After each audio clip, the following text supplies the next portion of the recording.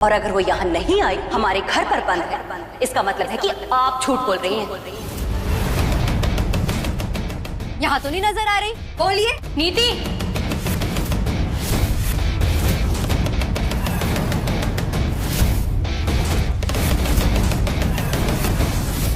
वो तेरे speakers, smoke machine, सब कुछ वही छोड़ा ही ना। नीति पर आई बड़ी मुसीबत। यहाँ पर नीति को लग रहा था कि मैं परी के घर जाऊंगी, पकड़ लूंगी उसको और प्रूफ कर दूंगी राजीव के सामने कि भाई पार्वती ही परी है और कोई भूत वूत नहीं है। लेकिन यहाँ पर तो कुछ उल्टा ही हो जाता है।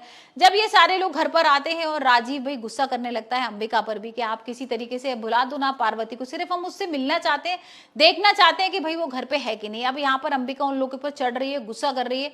पुलिस की धमकी भी नीति को दे देती कि भाई मुझे पुलिस भी बुलानी पड़ेगी। यहाँ पर सिक्योरिटी गार्ड्स तो ऑलरेडी राजीव को पकड़ के खड़े हुए हैं, लेकिन नीति को मौका मिलता है और यहाँ पर उसके रूम में पहुंच जाती है। पार्वती तो उसको कहीं नहीं दिख रही है और उसको लग रहा है कि भाई पार्वती तो है नहीं। यहाँ पर बाहर आएगी वो कहते हुए, चिल्लाते हुए कि देखो मैंने बोला था ना कि पार्वती घर पर नहीं है और ये सच है, चलो आओ घर लेके चलती हूँ मैं तुम्हें, जहां पर मैंने पार्वती को बंद करके रखा है, मतलब उर्फ परी को बंद करके रखा है। अब यहाँ पर वो प्रूफ यही करना चाहती है ना कि जो पार्वती है वही परी है।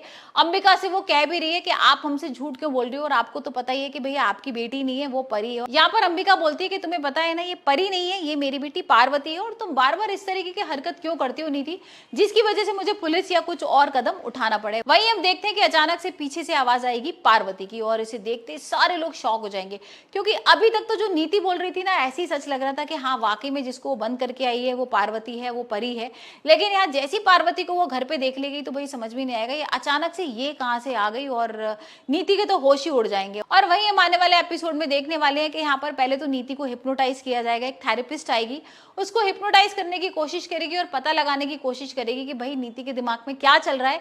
और यहाँ पर पार्वती चाहती भी है ना कि किसी तरीके से वो अपना जुर्म कबूल करे, जो कबूल नहीं कर रही है, वो बता ही नहीं रही है कि उसने क्या किया है, किस तरीके से उसको मारा है।